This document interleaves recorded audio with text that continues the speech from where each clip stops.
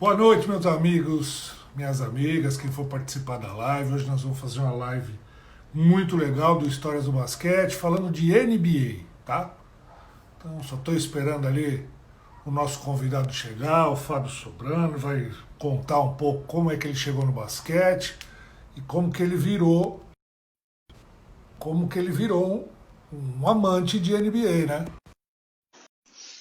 Ele está chegando aqui para conversar com a gente.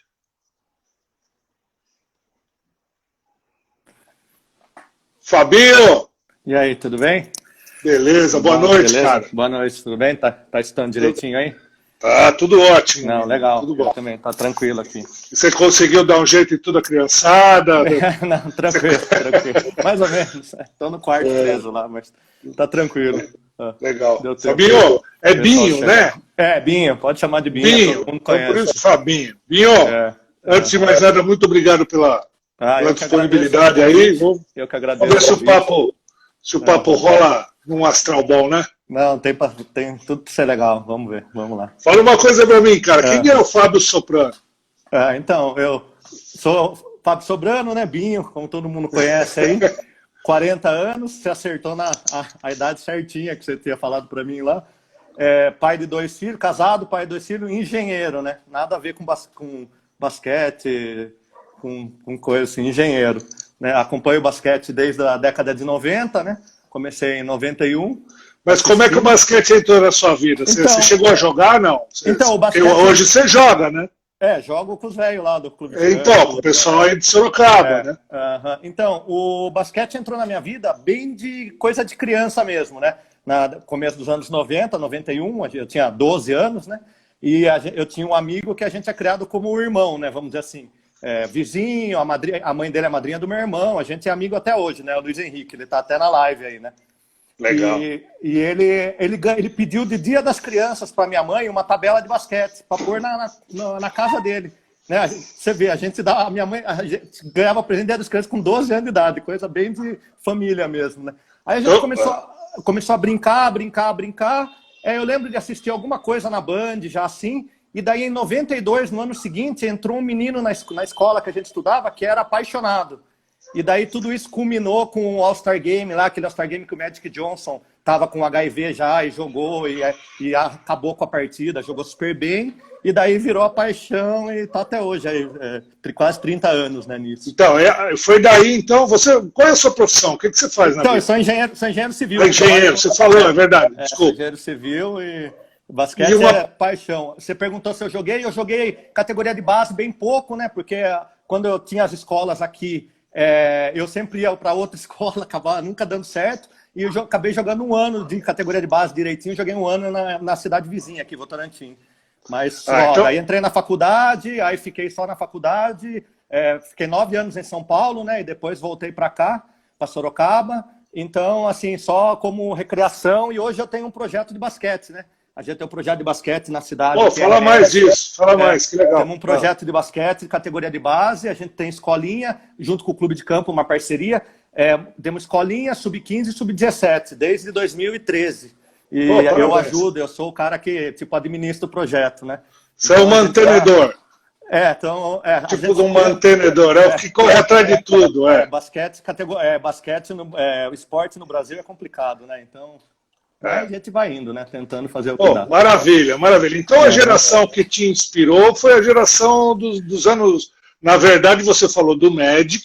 Então, na verdade, quem começou, quem te deu a primeira faísca foi o Magic.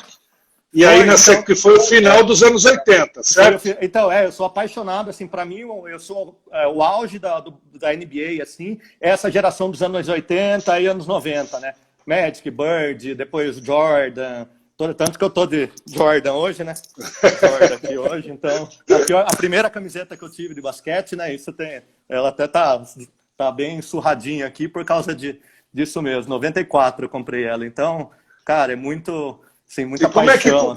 Então, e como é que começou esse lance de você se interessar, de estudar, de querer saber da história, de ir um pouco atrás do que você viveu, do que você começou a conhecer e tal, né? Como é que Então, surgiu isso? eu sempre falo, a NBA entrou muito junto, assim, né? Então, assim, é difícil, assim, eu não comecei acompanhando basquete brasileiro, a NBA caiu, nada disso. Para mim foi a NBA logo de cara, né? A NBA começou e eu, como eu falei, eu assisti o All-Star Game do Magic Johnson, fiquei apaixonado e comecei, aproveitando a boa memória que eu tenho, assim, uma memória boa, comecei a guardar um monte de informação, tudo, e a gente assistia do jeito que dava, né? Assiste, Claro. hoje a gente tem um monte de informação, tem internet, tem um monte de coisa, site, blog, podcast que a gente acompanha, que eu acompanho, mas naquela época era assistir um jogo por semana na Band, sem TV a cabo, TV aberta, da T, né, Luciano do Vale, e gravar o NBA Action, que passava de sexta-feira na Band, e o Globo Esporte, Esporte Espetacular, acho que era, que passava sábado à tarde na Globo, a gente ficava gravando lá e ficava vendo as fitas. E eu com esse meu amigo, Luiz Henrique, a gente era apaixonado, né? Eu continuo ainda, ele meio que saiu um pouquinho de cena disso, mas eu continuo.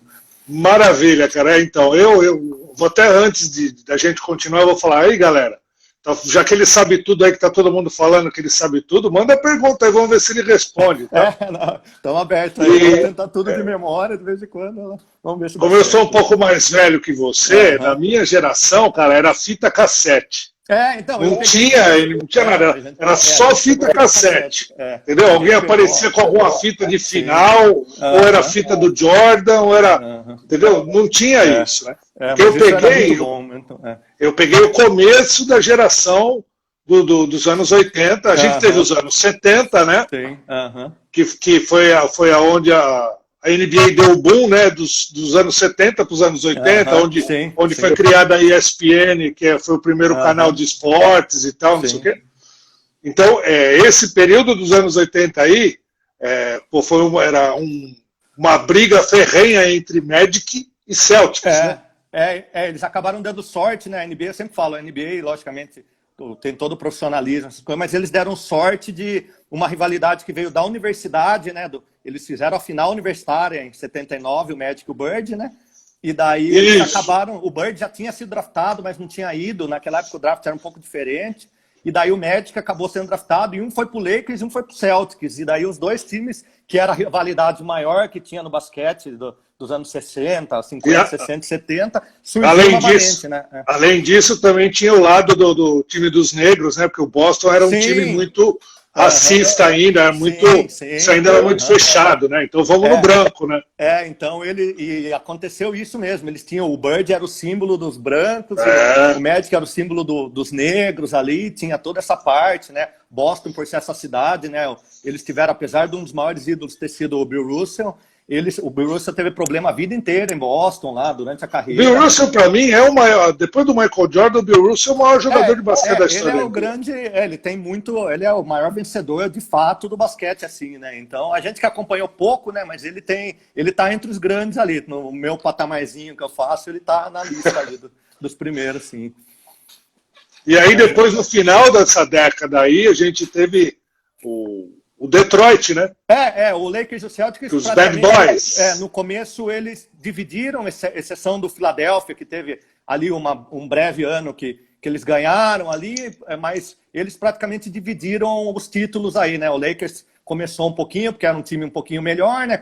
Já tinha o Jabbar, o Jamal Wilkes, esses caras. Aí depois, no meio da década, o Bird dominou. O Bird era disparadamente o melhor jogador da liga, né? Ele foi 3 vezes seguida MVP, 84, 85, 86. E daí o Boston começou a declinar um pouquinho. O Lakers ainda manteve, conseguiu ser bicampeão em 87, 88, né? Um fato que não acontecia desde do Celtics, do Bill Russell. Os títulos sempre era difícil ser bicampeão, né? E daí o Detroit surgiu com os Bad Boys lá, já vinha surgindo, né? Perderam para Boston algumas vezes, e daí surgiu no fim da década, o Detroit e Chicago cresceram muito, com o Boston caindo um pouquinho de produção, o Bird já estava com problema físico, essas coisas, aí o Boston surgiu entre o ódio ali, né, dos Bad Boys. Na verdade eles vestiram uma camisa, né? Eles foram rotulados porque eles realmente jogavam muito duro.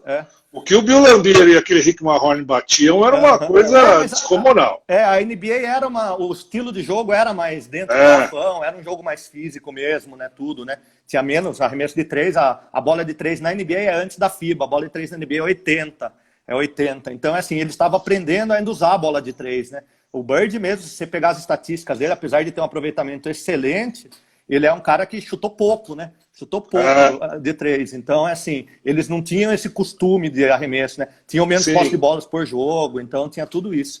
E daí o Detroit surgiu desse jeito, batendo em todo mundo, e eles conseguiram ser campeões dessa maneira, né? Bicampeões. Eles fizeram uma final com o Lakers, que eles estavam na frente, o Isaiah torceu aquela o pé. Isaiah Thomas com o tornozelo torcido. Aí fez aquele jogo foi histórico, né, cara? O Isaiah fez uma das maiores pontuações em um quarto de uma final. Aí não ganharam, aí no jogo 7 o Lakers acabou levando, né? E foram bicampeões. Aí no ano seguinte já foram campeões e daí foram bi, né? Sempre batendo Chicago nos playoffs ali, onde surgiu todo o ódio, né? Para quem assistiu o documentário aí, tava bem. O documentário do Last Dance aí do Jordan tava bem claro. O Lakers era um time também que eu vou te contar, né, cara?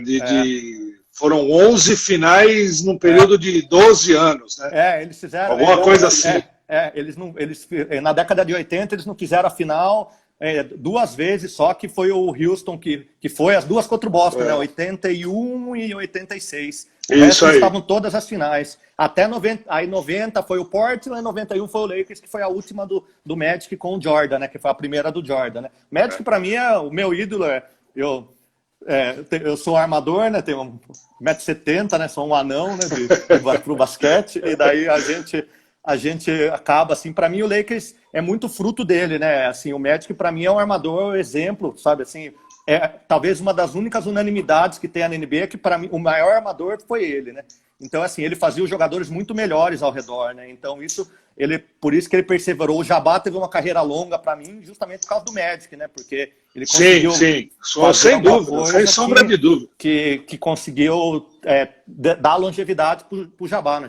O Jabá não tinha mais a força física que ele tinha no começo, né? E o legal é assim, o Magic foi bem coadjuvante no começo, e quando o Jabá foi perdendo força, ele foi assumindo o time. Tanto que no bicampeonato em 87, 88, ele foi MVP da temporada a pedido do Pat Riley, do técnico, né? O Pat Riley pediu, falou, eu preciso que você assuma o time. Aí ele era excepcional, ele assumiu e foi 2 vezes campeão, né? É um cara sensacional, não tem discussão. E aos poucos surgiu o Jordan com isso, né? Um jogador do time horrível. O Jordan, na verdade, a gente fala, ele ficou marcado na década de 90, porque foi quando ele ganhou, mas na verdade ele é da década de 80. Ele sofreu a década de 80 inteira, né? Ele foi draftado em 84, o time era medíocre, ele chegou e já assumiu a posição de melhor jogador do time, um moleque com um monte de cobra criada. Então, ter que fazer... Porque, assim, eu comparo assim, o LeBron é um grande jogador, é um espetacular. Mas o LeBron teve que sair do time que ele foi draftado para querer ganhar um título. O Jordan se recusou a fazer isso. Falou, vou ganhar onde eu tô. Então, na época lá, era um pouco mais difícil sair dos times, né? A free agency lá, restrita. Isso foi aberto depois. Foi em 88, então isso daí começou a ter frutos. O pessoal começou a mudar de time só 10 anos depois, né? Mas, assim, tinha menos movimentação em time, né? Então, o Jordan, logicamente, ele tem todo esse mérito de conseguir chegar, né? Mas, assim, a gente vai chegar na década lá, eu não sou contra o LeBron ter saído, assim, porque o Cleveland não fez nada para segurar ele na época. Os times eram horríveis. Eu também não. Ele ia passar a carreira inteira lá e não ia acontecer nada, né? Mas eu também não. Eu posso falar, eu acredito que ele tenha feito até a coisas bobear acertada com o dono do time, porque eles usam muito planejamento lá. Então, tipo assim, eu vou sair, eu vou jogar tenho 4 anos lá e você vai ficar com o time fraco, e se você fizer boas escolhas, aí você monta uma base boa, eu volto. Eu não duvido que os caras tenham conversado isso. Eu não vejo nenhum problema em relação a isso. Eu sou contra ele ter saído ter voltado, né? Ter voltado, porque assim, é lógico, a história é linda, ele conseguiu se provar lá, porque deu certo, né? Porque ele conseguiu ser campeão e trazer um título para Cleveland. Mas assim, eu não consigo entender como um jogador sai de um time bom para um time ruim, né? Então, assim, que foi... Mas na verdade o time dele era aspirante a chegar. Então, assim, ele arriscou, para mim, se ele tivesse ficado no Miami, ele talvez teria tido mais sucesso, vamos dizer assim. Ele teria chegado nas 4 finais que o Cleveland chegou com um time muito melhor, né? Para tentar bater de frente com o Golden State. Ele chegou a 4 finais com o Cleveland, ganhou uma. Chegou a 4 finais com o Miami. O Miami ganhou 2. Então, assim, é basicamente a mesma coisa. Sim, É que em 2011 eles cagaram, né? Fizeram besteira, né? Salto alto. Na verdade, para mim, o grande erro para mim foi ter deixado o Kyrie Irving sair. Porque senão eles iam ser campeão de novo. Sim. É que o Kyrie é meio. Não sabe o que passa na cabeça, né? Eu não entendi. Sai de um time estruturado, campeão, para ir para um contender. Tudo bem, o Boston é um contender, né? Até hoje mesmo com a saída dele, mas muito assim. Mas nós vamos chegar lá. Nós já estamos antecipando os anos. Vamos voltar lá para o 90. 90 que é. Aí o homem mostrou quem ele era, né? Junto com o Phil Jackson, com o Scott Pippen, e a década de 90 ele foi... eu acho que o grande mérito do Jordan foi assim, a NBA era muito criticada porque os cestinhas não conseguiam ser campeões, né? Eles mostravam, e ele vinha de uma década de 80 que o basquete coletivo provou ser o que dava resultado, né? Você pega o Magic, o Bird, eles são os maiores jogadores, talvez, para times da história, assim, né? Jogadores de time. Então, a NBA tinha um jeito de... Era um modelo, né? Um modelo, e o Jordan, o que eu acho que foi o grande mérito do Phil Jackson foi conseguir convencer o Jordan que ele continuaria sendo espetacular, mas se ele jogasse dentro de um esquema que favorecesse ele, que no caso foi o esquema de triângulo lá, e dividisse um pouquinho a bola, não que ele dividia muito, mas dividisse um pouquinho a bola, ele conseguiria ter mais sucesso, e foi o que aconteceu. E daí, logicamente, com a subida de nível do Pippen e do Grant, eles conseguiram montar um time que foi campeão, e daí o Jordan explodiu, né? Você vê a carreira dele, né? Eu sempre falo, o documentário tá aí para quem não conhecia, né? Então foi excepcional. Essa mudança de postura dele, que foi uma conquista do Phil Jackson, ela é bem clara no primeiro jogo da final do primeiro título contra o Lakers, que, ele não consegue, ele não tem espaço para fazer nada. Sim. E ele começa a usar o Joe Paxson. E o Joe Paxson mata 3, 4 bolas e eles ganham o primeiro jogo. No documentário, eles deram uma suavizada nisso, mas tem uma parte que eles falam, num pedido de tempo, tem. Aí o Phil Jackson, que cortaram isso no documentário, mas é assim, o Phil Jackson fica para ele, quem tá livre? Quem tá livre? E ele não responde, Michael, quem tá livre? E ele fala, Paxson, então passe a bola para ele. E daí ele começou a enxergar, começou a passar, e daí acabou sendo campeão, né? Mas assim, e o Phil Jackson sempre fala que a felicidade dele, né? Porque o Phil Jackson veio do Knicks da década de 70, que foi a única vez que o Knicks teve sucesso, vamos dizer assim, em termos de título, né? E era o Red Roseman, que era um basquete totalmente coletivo, né? Até tem um especial na ESPN, quem puder assistir, assista, que é excepcional. E o que acontece? E daí ele fala que a maior felicidade dele é que ele conseguiu ser campeão com o Jordan tendo uma média de assistência nos 5 jogos do playoff, que foi 4-1 para Chicago, uma média de assistência maior que a do Magic. Então ele fica feliz com isso, porque eu consegui fazer o cara entender que jogar em coletivamente, ele pode continuar fazendo 30 pontos coletivamente, mas jogando mais coletivo, né? Então isso que era legal, né? Porque ele sempre assumia. Quando era a hora do vamos ver, né? O que eu sempre falo, a final contra o Phoenix, o que ele fez, o Phoenix era favoritíssimo e ele teve mais de 40 pontos de média. Então, assim, acho que é 41,5, se não falha a memória. Então, é assim... Contra o Phoenix foi o terceiro título. Terceiro título. Foi o primeiro título. Portland, foi o primeiro... E o Fênix era aqui a mando de quadra, aí o Bulls saiu 2-0 em Fênix, né? Ganhou os 2 jogos em Fênix, para jogar os 3 em Chicago, e perdeu 2 em Chicago. E o que o Chicago ganhou, o Jordan fez 55 pontos, que é uma que ele bate para dentro, o Barkley faz uma falta, ele faz uma falta sexta. É sensacional. Não, se falar do Jordan, dá uma live só. O documentário fala exatamente, mostra exatamente quem é o ídolo. Eu tenho um grande amigo meu que é professor da ESPN, que inclusive está até com uma palestra de 10 lições para vidas baseada no conteúdo desse documentário, que ele fala, para ele, o Michael Jordan é o maior esporte, maior atleta de todos os esportes, de todos os tempos, na opinião dele. Que fala disso, porque o Jordan sempre fala, ele deu a sorte de chegar na época que além da NBA já estar mais estruturada que o Magic e o Bird solidificaram, vamos dizer assim, essa parte a parte comercial, né? Então ele teve o primeiro tênis com nome, ele teve, daí explodiu esse negócio de ter marca, né? Ele virou o símbolo da Nike, né? Ele virou símbolo da Nike, então tem toda essa parte que ele pegou essa parte de comercial também, né? Marketing, que também tornou ele maior, muito maior do que talvez os outros que não tenham pego essa parte, né? Então isso transforma. Fora é o que a gente fala, o meu ídolo é o Magic Johnson, né? Lógico, já falei isso, mas eu não tenho como, para quem analisa basquete sem coração, como eu falo, né? Sem botar o coração na frente, analisando só, não tem como falar. O Jordan foi o maior de todos até hoje. O Jordan pegou um time que não era nada, né? O Jordan pegou...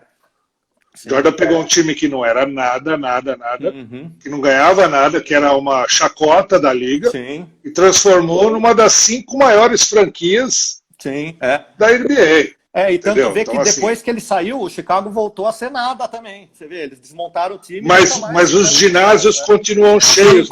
Mesmo com o time fraco, os caras vendem, cara. É impressionante. Vender a cultura. O Chicago teve sold out lá, que eles chamam, que são todos os ingressos vendidos, até os começos dos anos 2010, aí, até a época do Derrick Rose, eles tinham tudo vendido, né? Um absurdo. E você acredita? Você acredita que se o Jordan não tivesse parado aqueles 2 anos, ele teria ganho 8 títulos? Então, eu não duvido, porque assim, Jordan provou que a gente não pode duvidar dele, né? Eu sempre falo, a história do Jordan é tão fantástica que se alguém tivesse escrito ela, feito um filme, feito um livro, a gente ia ler e ia falar, putz, isso aqui é uma ficção, nunca ninguém vai fazer isso, né? Porque ele faz, dá tudo certo, né? Tá lá passando dificuldade, mete a última bola, tá nisso, não sei o quê. O pai morre, aí ele é campeão com a melhor campanha no Dia dos Pais. Então, assim, parece que tudo vai no último All-Star Game dele, no Chicago, né? É no Madison Square Garden, onde ele sempre adorou jogar. Então, assim, parece que tudo... As coisas tudo dá certo. Se conjecturavam a favor dele, né? É lógico que a gente fala, ele fazia dar certo, né? Ele fazia dar certo, mas... Sim, com certeza. Eu acho que se eles conseguissem segurar o vestiário, né? Porque o problema sempre é o grande desgaste, né? O pessoal fala que se ele chegar na final todo ano, jogar de outubro, pré-temporada até junho é pesado, né? A NBA tem e assim, eu acho que se eles conseguissem segurar, eu acredito que sim. Tem muita gente que fala que o Houston era um adversário bem bom, que foi o bicampeão nos 2 anos que ele parou, era um adversário para eles se provarem, né? Um dos melhores pivôs que eu já vi jogar na minha vida, aqui no Lajão. Fantástico. Sensacional. E daí o que acontece? O Bulls não teria... até o Houston é um dos times que, nesse período do Chicago, 6 ex-campeão em 8 anos, é um dos times que tem a campanha, o confronto vitorioso contra o Chicago. Eles jogavam 2 vezes por ano só. Sim, eu lembro disso. Eles têm isso daí. Então, o que acontece? Eles estão... tem muita gente, muitas teorias que o Houston seria um adversário páreo para o Chicago. Mas eu não duvido do homem, não. Eu acredito que eles conseguiriam ali ter, porque seria a motivação dele, né? Ter mais títulos, ter títulos seguidos, essas coisas. E era um time, né? Você vê, o Chicago mesmo era um time montado, tanto que o primeiro ano que ele saiu, o Chicago acho que teve 2 ou 3 vitórias a menos, né, em 94.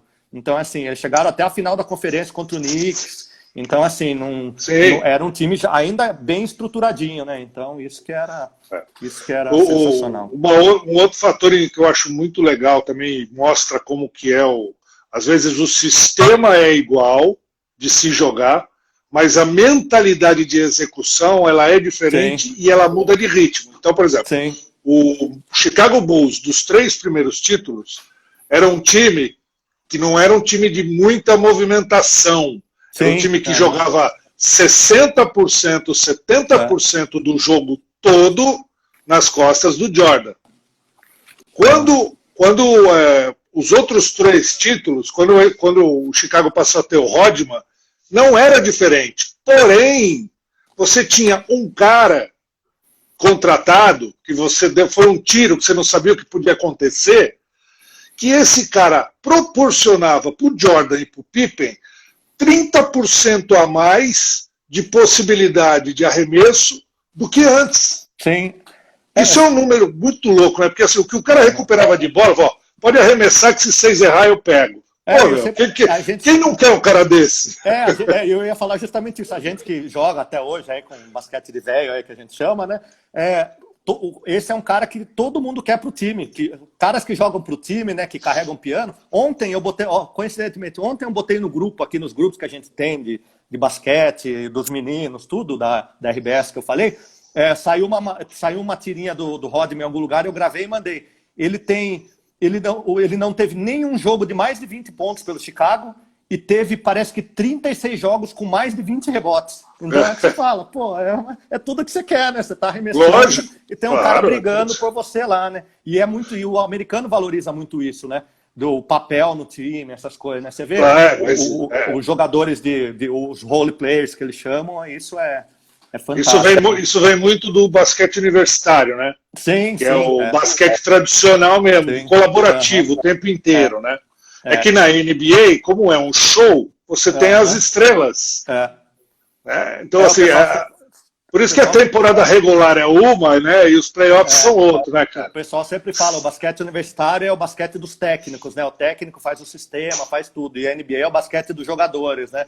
Eles meio que dominam, assim, né? Tanto que você vê business, né? Tanto que você vê muito técnico universitário que às vezes não tem sucesso na NBA porque o sistema de jogo é diferente, né? A velocidade. Eu lembro no fim da década de 90, o Rick Pitino foi pro Boston e tentou revolucionar até o Boston. Eu lembro disso. Uma abertura de temporada do Chicago campeão. Sim. No jogo que eles tinham aquele Paul Pierce, o Walter McCarthy, o Anthony Walker. Os caras que vieram do Pitino, tipo assim, marcando pressão quadra inteira, coisas que faz o universitário. Mas na NBA, 82 jogos, você não tem como pedir pro cara marcar pressão quadra inteira, então... Até porque são 8 minutos a mais também. Além do tempo ser maior, a quantidade de jogos é muito maior. E o jogador também, né? É difícil, né? Marcar, ter volume disso, né? Tudo. E eles jogavam muito tempo, né? Hoje em dia, os caras jogam menos, né? Lá eles jogavam. Você pega a média de tempo de jogador, eles jogavam 37, 38, 40, 42 minutos, né? Legal. Aí a NBA dá o boom, né? Porque infelizmente, com o diretor do Bulls, o Jerry Krause, não quer mais o Phil Jackson. O Jordan diz que sem o Phil Jackson ele não joga. E os caras desfazem um time pela segunda vez tricampeão, né, cara? É um absurdo, né? É um absurdo. E aí, a gente tava discutindo quando você acha que vai... Você fala assim, agora a NBA vai afundar de novo, a NBA, bum, explodiu. Foi lá em cima, aí entrou Kobe, né? Entrou Kobe, Shaq, já estava, e foi passando, e a NBA é o que é hoje, né? Essa coisa de doido. E a década, o período de 2000, ele acelerou muito isso, né, cara? Eles tiveram, eu sempre falo, a NBA teve uma transição depois do pós-Jordan, né? Primeiro porque sempre tentaram procurar o próximo, né? Então, vários tiros saíram na água por causa disso, né? Mas, assim, essa geração, que para mim foi a melhor de todas, dos anos 80 e 90, vamos dizer assim, eles perduraram muito, né? Então, você pega o começo dos anos 2000, tinha jogador ainda, final dos anos 90, vamos falar começo, né? Tinha jogadores ainda que lideravam estatísticas na NBA. Então, o Karl Malone durou muito, o Jordan durou muito, o Barkley durou muito, e isso não que atrapalhou um pouco, mas o desenvolvimento desses caras que foram surgindo, até igual o Shaq. O Shaq é draft de 92. Lógico, ele sempre foi um grande jogador, mas ele explodiu o tricampeonato do Lakers 2000, 2001, 2002. Então, quer dizer, ele demorou um pouco. Então, os próprios super pivôs, né? O Olajuwon, o Will e o David Robinson, né? Abaixaram um pouquinho, aí essa geração surgiu e aproveitou, pegou essa fase de a internet um pouco mais madura também e começou a explodir. E com o fenômeno, mais uma vez, o Lakers, né? O Lakers, que eu falo, mais uma vez, eles conseguiram armar ali, não via draft, mas através do Kobe, né, numa troca, mas também adquirindo o Shaq numa free agency meio maluca, e conseguiram montar um time, trazer o Phil Jackson, né, fazer o Shaq entender que ele tinha que jogar coletivamente também, e conseguiram, alterando um pouquinho o triângulo, ser tricampeão no começo, e surgindo na beiradinha ali o San Antonio também, com essa geração que durou 20 anos aí, que capitaneava... Foi quando o Popovich começou a implantar o trabalho dele lá, né, cara? Sim, Impressionante sim, com o tempo, como aquilo foi crescendo, foi crescendo. Eles descobriram para mim, eu acho que o maior jogador estrangeiro da NBA, que foi o Ginobili. Era absurdo que esse cara, a leitura que ele tinha de jogo era uma coisa fora de série. E era legal ver ele jogar, como ele jogava diferente no time ele sabia que no San Antonio ele não era o protagonista, ele tinha que saber dosar, mas na Argentina ele sabia que era o protagonista e botava o time para jogar. Era demais ele jogar. Eu sempre falo isso, fazendo um paralelo, vamos dizer, fugindo um pouquinho da NBA, né? O grande problema, essa geração da Argentina é uma geração sensacional, porque os jogadores eram franchise players, né? O Ginobili era um franchise meio disfarçado, né? Ele sabia ali o papel dele, mas quando era para ver, e o Brasil nessa geração de NBA que teve, Nenê, Leandrinho, tudo, é uma geração muito boa, mas é uma geração de carregador de piano, né? De role players, né? Então, na hora de decidir, faltava o cara que precisava decidir, né? De pôr a bola embaixo do braço e falar, agora eu que vou definir. Essa para mim é a grande diferença, né? Eu sempre brinco, eu trocaria todos, logicamente, sem fazer patriotismo, pelo Ginobili, porque o Ginobili é muito diferenciado, né? E o Popovich, um grande mérito foi ele saber aproveitar isso, né? Ele viu que o Ginobili era fora da casa e conseguiu deixar ele um pouco fora do esquema tático, né? Do esquema.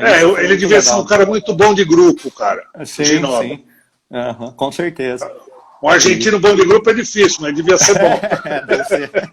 Com certeza. E daí ele descobriu o Tony Parker, né? O Popovich, né? Porque o Parker era um jogador médio, assim, né? Ele conseguiu transformar o Tony Parker num grande armador, né? E pegou o Duncan, que é um dos maiores de todos, também na posição, com certeza. Ele era um jogador muito técnico, né, cara? Muito completo dos dois lados da quadra. E ele ficou esses 20 anos, né? Mas quem reinou no começo da década dos anos 2000 foi o Lakers, né? O Lakers aí, os 3 títulos, né? Aí depois só não chegaram a 4, porque não conseguiram segurar a briga de egos do Kobe. 3 dele e 3 do San Antonio, né? O San Antonio ganhou 99, aí o Lakers ganhou 2000, 2001, 2002, aí o San Antonio ganhou 2003. Aí em 2004 o Detroit ganhou, mas o Lakers fez a final, que foi essa que vacilou, e em 2005 o San Antonio ganhou de novo. Então, assim, eles praticamente dividiram a década, o começo da década, né? E no fim da década o Lakers e o Celtics voltaram, né? O Kobe... Esse time é engraçado, né? Esse time, você se lembra desse time do Detroit? Lembro. Que ganhou aí nos anos 2000? Fala, como é que era esse time? Chauncey Billups, Rip Hamilton, o Tyshawn Prince, o Rasheed Wallace e o Ben Wallace. Era um time assim, bem... Rasheed Wallace e Ben Wallace. Era um time assim, de defesa, em épocas que os placares, se você pegar, era tipo 80 e pouco, 70 e pouco, então eles jogavam bem poucas posses de bola, né? Placares baixos e defesa forte. Então era assim, eles aproveitaram disso, né? Que eram jogadores excepcionais e... Assim, hoje o pessoal analisa, todo mundo acha que para pensar. Mas zebra, mas eu acho que na NBA não existe zebra. Não, eles conseguiram fazer um negócio. Na final, a lembrança que eu tenho... São melhor de 7 partidas, cara, não tem zebra, cara. Eu lembro que eles deixaram... O Shaq e o Kobe faziam tipo 25, 30 pontos e quase ninguém do Lakers fazia mais nada. Eles anulavam os outros jogadores, então ganhavam, né? Porque 2 só não conseguiam fazer. Hoje, esse time é muito mais... Com as estatísticas avançadas aí, tem muitos estudiosos que começou a ver e analisar, baseado nas estatísticas avançadas que tem hoje, esse time do Detroit. E eles veem que é um time sensacional em termos dessas maravilhas de estatística que tem hoje. Eu não me lembro, mas devia ter um sistema, devia ser uma coisa. O cara devia ter descoberto a galinha dos ovos de ouro para ganhar uma NBA, porque assim, eram grandes times... com grandes jogadores, e ninguém botava fé no Detroit. O cara foi fazendo um trabalhinho e ganhou um título. Ele ganhou o título e em 2005 chegou na final com o San Antonio e perdeu em 7 jogos, né? Perdeu em 7 jogos. Então, é diferente, por exemplo, quem foi o outro time que ganhou um título? O Boston, nos anos 2000. Só que o time do Boston dos anos 2000 era um timaço. Kevin Garnett, Paul Pierce, era um time que, eles fizeram, esse time do Boston é uma das maiores, eles consideram uma das Ray Allen da NBA na época, assim. E além dos 3, os role players eram muito bons, né? O James Posey, o Rondo começando a carreira. Então eram caras muito, assim, de grupo. Então era um time muito bom mesmo. Tanto que eles ganharam e chegaram na final com o Lakers, eles ganharam em 2008 e chegaram em 2010 na final com o Lakers e perderam em 7 jogos, se não me falar a memória. Então, assim, foi uma década de transição, mas que teve toda essa visão. Tem muita gente, lógico, que perdeu a paixão, assim, né? Os caras que eram fanáticos pelo Jordan, assim, tem muita gente. Eu tenho muitos amigos que, nesses anos 2000, pararam de assistir basquete, né? E voltaram agora, né? Porque também surgiu essa geração daí de LeBron, Curry. Que é no final dos anos, que é no começo dos anos 2000, né? O LeBron, o Wade, os caras são no draft 2003 e eles começaram a surgir aí e acabaram chegando, né?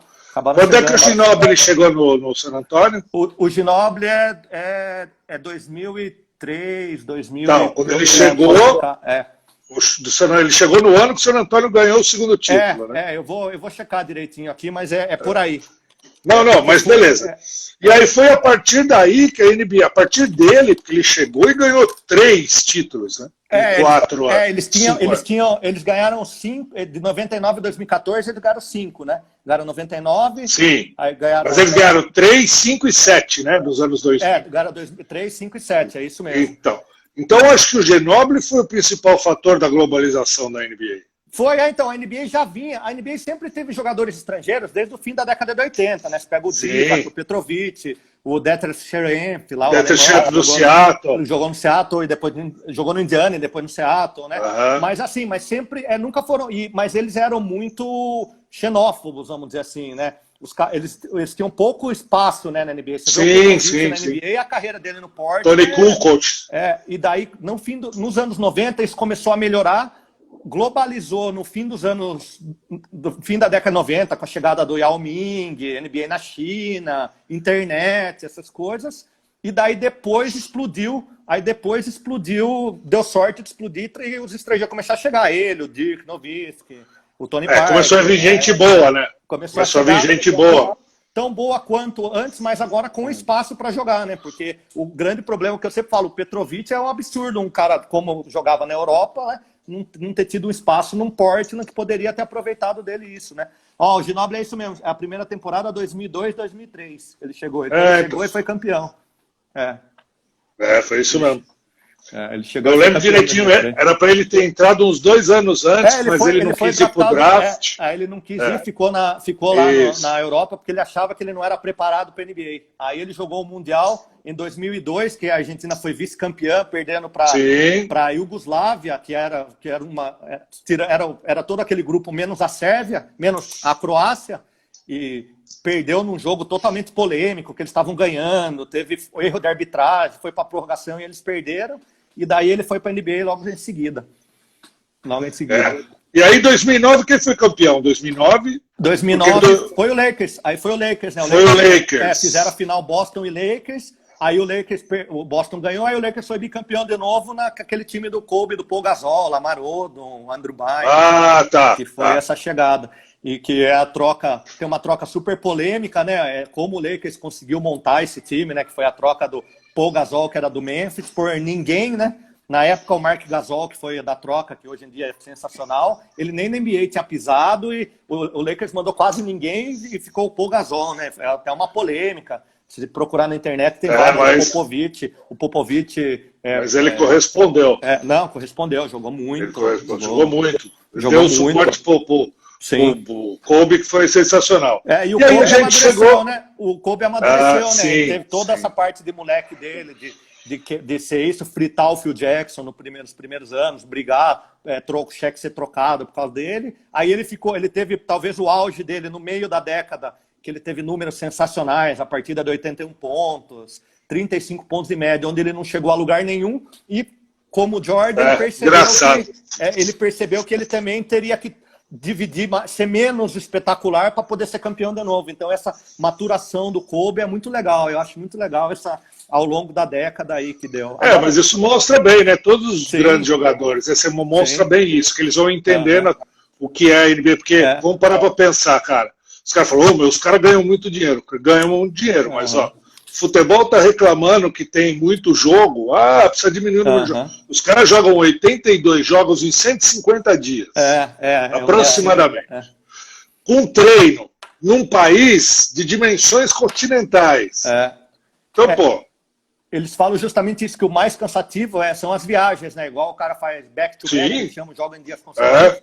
Joga tipo Chicago, joga hoje em Boston e no dia seguinte é Nova York. Então joga, viaja à noite, chega no hotel, descansa e joga no outro dia. Então esses back-to-back são complicados, né? Então com certeza. É bem desgastante, e fora quando tem que atravessar, né? Viajar tipo da costa leste para oeste, fica 10 dias fora fazendo jogo na costa e volta. Então assim, é uma temporada bem desgastante, que é o que o novato sente, né? E às vezes quando você volta para casa, você também faz esse jogos seguidos dentro de casa. Sim. Tem rodada que o cara faz 3 jogos, joga 3 vezes seguida, 3 dias seguidos. Eles estão. A NBA está diminuindo agora, de uns 3 anos. Eles estão mexendo nisso aí. De calendário. Sim. Mas eles tinham esses back-to-backs e o que eles chamavam de 4 jogos em 5 dias. Eles faziam 2 jogos, descansavam um dia e faziam 2 jogos. E fazer mais 2. Então era assim, é uma temporada bem. Por isso que é muito desgastante. O elenco tem que pagar bem, mano. Tem que pagar. E o que falam? NBA, mas por que não diminui a quantidade de jogos? Porque é a economia, né? Se vai diminui salário, diminui a arrecadação. E o jogador prefere jogar 80 jogos do que jogar 60 e receber 25% a menos, né? Que é o que está sendo questionado agora, nessa volta agora, né? Mas por que estão voltando com o Corona? Os jogadores também querem voltar. Por quê? Porque senão eles vão receber menos. Então, o interesse dos dois lados, né? Então, mas eu acho que também tem um outro lado nisso aí, que é o seguinte, cara. Se todo mundo parar, é um sinal de derrota. Sim, com certeza. Eu concordo com a Olimpíada parar, porque você vai juntar pessoas do mundo inteiro numa determinada cidade. Aí eu acho que não tem que fazer mesmo. Agora, eu acho que a NBA, e é impressionante como o americano consegue tirar da dificuldade, entendeu? Produto bom para poder ter retorno. Você vê, foi uma sacada sensacional você levar os times para dentro da Disney. Sim. Poxa, foi sensacional. Que sacada, cara. Como eles sabem vender as coisas, é impressionante. É impressionante. Não é só a qualidade técnica, também a parte administrativa deles. A reunião da Disney foi aprovada na quinta-feira passada, né? Semana passada. Foi tipo para o Brasil aqui mais ou menos perto da hora do almoço. 2 horas depois já tinha um clipezinho da NBA fazendo uma chamadinha do castelo da Disney. Então é assim, os caras não dormem no ponto, por isso que eles são os maiores, de fato, assim, porque isso aí. Realmente eles são... Mas aí nós entramos nessa década aí, década de 2010. Né? Sim. O San Antonio continuou sendo um time forte, mas não conseguiu mais repetir os títulos, só foi ganhar em 2014. Eles chegaram na final em 2013, 2014, mas já no fim do Duncan, assim, né? Mas com o time jogando basquete totalmente diferente. Foi meio que o título de aposentadoria do Duncan. Eles jogaram, porque nos anos 2000 o San Antonio era o time odiado de todo mundo, porque era um time que jogava feio, isso mesmo. Arroz com feijão, e eles passaram a jogar tipo, movimentando a bola de fora, super, assim, organizadamente, coletivamente, assim, então... Eu lembro que tinha uma coisa... San Antonio foi esse, Tinha uma coisa, eu lembro que eu li uma vez, técnica do Popovich, que era assim, ele tinha um sistema, uma determinada hora, que ninguém podia ficar com a bola por mais de 2 segundos. Segurava, você fazia um movimento, olhava, soltou, ou vai para... Não tinha essa, e todo mundo movimentando. Era um time bem diferente, né? Bem diferente. Eles aproveitaram que eles tinham muito jogador de fora e acabaram jogando muito de uma maneira mais internacional, né?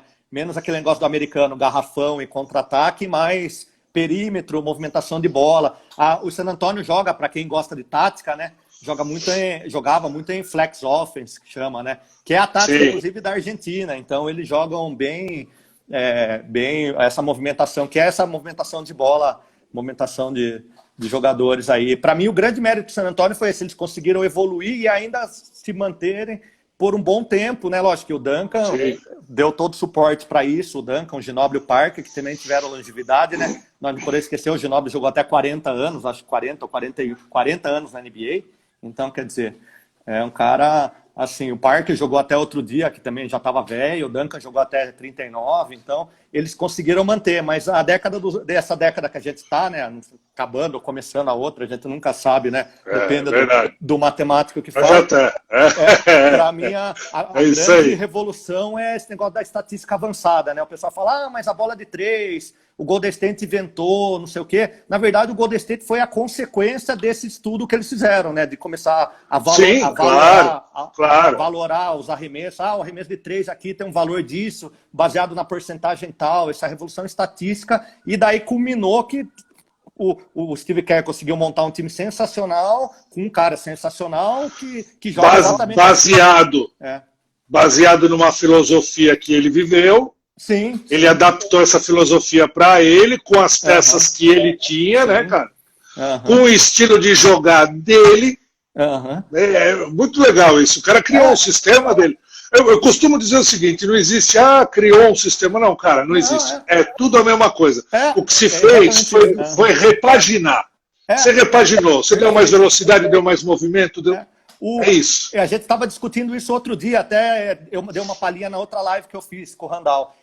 Por exemplo, você pega o triângulo, vamos dizer, e o sistema do Golden State, a loucura. O Steve Kerr, inclusive, num podcast do Zach Lowe, um jornalista americano, ele falou que ele tem várias movimentações da época do triângulo, né? Sim, claro. Mas assim, você pega... O que é o basquete, né? Você joga há muito tempo aí, né? Joga há muito tempo, tá no basquete aí, eu tô há 30 anos aí, quase. O basquete é movimentação da bola, movimentação dos jogadores sem a bola e espaço dos jogadores. Se você vê o triângulo, era isso, e o Golden State jogando é isso. Então, quer dizer, agora como fazer isso? Tudo numa sintonia só. Você tem que criar um sistema que sintonize esses 3 pontos. E aí a coisa vai movimentar. Se você conseguir movimentar a bola, movimentar os jogadores sem a bola e ter espaço para dificultar a defesa, é isso que acontece. Hoje o espaço é do perímetro. Antes era da meia distância, na década de 90. Então, quer dizer, é a diferença, mas é assim... Antes da década de 90 era força física. Era mais pivô, tudo, mas era mesmo. Então o pessoal fala hoje em dia, né? Eu acho que o grande problema da década dos anos 2010, agora que a gente vive, é que o pivô tradicional, infelizmente, não existe mais, né? Assim, aí tem muitos teóricos que falam, mas ele não tem mais porque tem menos... hoje você pode jogar flutuado. Mas imagina, hoje você tem mais espaço, porque a quadra é mais aberta, os caras estão na linha de 3. Na década de 70, 80, todo mundo é no garrafão. Então, isso que... Então, na verdade... Mas posso falar?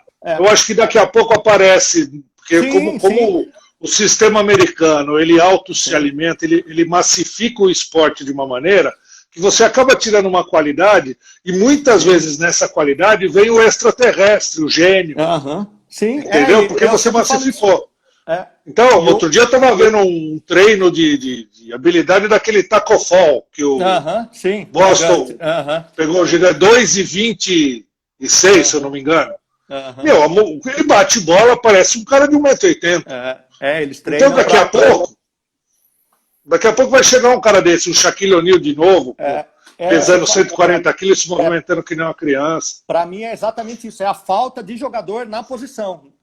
Quando voltar, normal. Eu acredito totalmente que um jogador pode voltar a ser dominante jogando na posição 5. É que muitas vezes o cara hoje acaba os 5 tradicionais abrindo um pouco, né?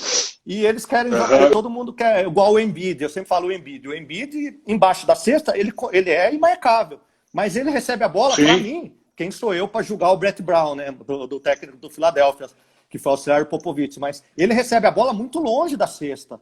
Ele não recebe no box, que a gente chama, ele recebe a bola lá na cabeça do garrafão. Então, assim, é complicado. Mas, assim, e voltando só na nossa conversa dos anos, né? E antes do Golden State teve o Miami, né? Na época dos super times, esses negócios que o Miami, que a gente já comentou. Chegou, o LeBron foi para lá, levou o Chris Bosh, e eles conseguiram chegar em 4 finais seguidas, ganharam 2, né?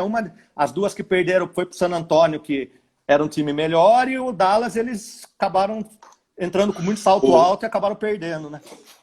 O João lá do Underdogs está colocando aqui um cheque. Um abraço pro João. O João jogou com a gente. Abração, João. Temos o João, ele falou que um cheque não volta mais. Cara, eu posso falar, eu tenho 51 anos.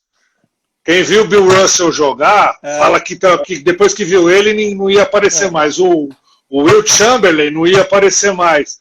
Aparece, cara. Aparece. Porque não tem jeito. É muita quantidade, é muito material humano, cara.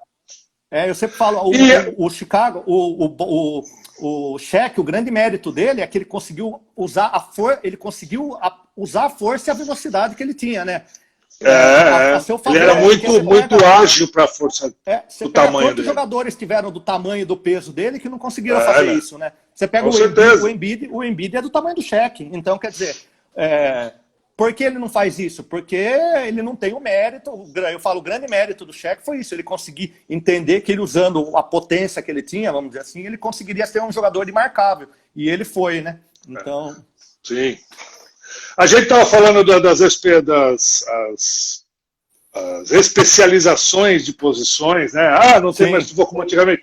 Mas em contrapartida, nós não temos mais essa especialização porque o jogador se tornou mais completo. Você tem o LeBron James joga nas 5 posições. Sim. Ele sabe jogar nas 5 posições. Então, olha como nós já evoluímos, cara. Hoje eu tenho muitos estudiosos que falam, e eu acredito nisso, o basquete, principalmente NBA, né? Lógico que o basquete nosso é um pouco distante, porque assim, pela diferença física e técnica, né? Tipo, eu vou ser armador a vida inteira pelo tamanho e pela falta de qualidade, vamos dizer, né? O cara que é lateral, o cara que é grandão vai ser pivô a vida inteira porque ele nunca vai conseguir abrir. Mas na NBA, pelos treinamentos, como você falou, pela quantidade que tem, eles falam que hoje em dia o basquete é de função, né? Isso até... Quem começou muito nessa década foi o Miami, né? O Miami chegou até uma hora que eles tinham jogadores dos 5 caras quase do mesmo tamanho na quadra, né? Que eles faziam várias funções, né? Basquete, o Spoelstra falava muito isso, o técnico do Miami. Basquete sem posição. E o cara desempenha a função. Então você pega hoje o Antetokounmpo. O Antetokounmpo, quando é 5 contra 5, basquete de meia quadra, ele joga de pivô, você pode ver, ele recebe a bola no posto. No contra-ataque, ele é um armador, um lateral, um 2. Lateral, é isso mesmo. Então é assim, cada um desempenha a função. O LeBron, eu fui para Orlando em 2013 e assisti esse Miami bicampeão, né, segundo campeonato. Um jogo contra o Orlando de temporada regular. E era assim, o LeBron estava no auge, fantástico, né? E todas as jogadas começavam no LeBron, independente aonde ele estivesse na quadra. Então, assim, ou ele levava a bola, ou ele recebia a bola na lateral, ou ele recebia a bola no post. A hora que ele recebia a bola, a movimentação começava. Então, é assim, é o basquete de função, né? Então, o cara faz a função. Então, quando ele está no post, ele faz o pivô. Quando quando o cara está aberto, ele faz o chutador. Quando ele leva a bola, ele faz o armador. Então, eu acho que essa é a parte legal de hoje, né? De hoje em dia. O basquete daqui a pouco vai sumir. A gente fala do pivô, mas o armador tradicional, aquele que só passa e dá assistência, também não existe hoje mais. Então a gente acaba evoluindo para o cara ser multifuncional, né? Ao contrário de muitos esportes que ficaram mais específicos, sei lá, o vôlei, que virou líbero, o basquete, o cara, hoje o all-around, né? Pelo LeBron é lógico que é o mais valorizado, né? Você pega o Jokic jogando, o Antetokounmpo, na verdade, nossa, tá absurdo. É que na verdade, João, tô até colocando aqui, você acha que a era das trevas dos pequenos está voltando na NBA? Eu não acredito como era das trevas, porque assim, como professor de educação física, com 30 anos de carreira, o que já deu para perceber é que a criança, quando ela é apresentada para um esporte, e ela gosta, ela vai se adaptando, ela vai adaptando as qualidades dela, as funções que ela tem que executar. E muitas vezes, um pequeno descobre um ritmo de jogo tipo Allen Iverson. Sim. O Nenê, uma vez particularmente, falou para mim que nos treinos, quando ele entrava na bandeja, ele nem subia, ele nem pulava, porque ele sabia que ele ia jogar lá no cantinho da tabela e que ia cair na cesta. Então, assim, isso é uma coisa que realmente não dá para você controlar. Mas vamos assim, faltando 5 minutinhos para a gente finalizar. Fábio, fala uma coisa. A gente está agora nessa temporada. Quem você acha que entra? Entra o Pelicans ou fica o Grizzlies? Então, o Pelicans estava em crescimento, né? É difícil a gente analisar porque a gente não sabe como eles treinaram esses 3 meses, né? Quem manteve a forma ou não. Mas pelo meio da temporada, como estava em março, eu acho que o Pelicans estava subindo, né? O Pelicans estava subindo. Não sei se o Memphis consegue segurar, né? O Memphis estava segurando muito na espetacularidade, vamos dizer, não sei nem se existe a palavra, do J.A. Moran, mas o Pelicans estava em ascensão. Então, a princípio, é para entrar o Pelicans, né? Mas vai saber, né? Eu acho que essa volta é difícil fazer qualquer previsão agora, né? Porque a gente não sabe como os jogadores estão. Não, sim, eu estou falando para a gente exatamente brincar de mandinar. Essa é a ideia. Sim, Mas o gosto seria de que ficasse o Pelicans, né? Sim, muitos caras da NBA falam que a NBA criou esse negócio de fazer torneio do 8º contra o 9º e não sei o quê, justamente para o Zion entrar e eles terem o marketing disso, né? Muita gente dessas teorias conspiratórias falam isso, que esse playoff meio diferente é por causa do Zion, mas vamos ver. Torço para eles serem... Quem ganha a Conferência Leste? Leste? Cortou a Leste? Então, Leste. Então, o favorito é o Milwaukee ainda, mas assim, eu não acredito muito no Milwaukee. Mas não ganhou a temporada passada. Porque na hora que teve que jogar, o Antetokounmpo ficou sozinho, né? Sumiu. Os de fora não meteram a bola. Sumiu, exatamente. O Toronto pôs todo mundo dentro do garrafão e acabou, né?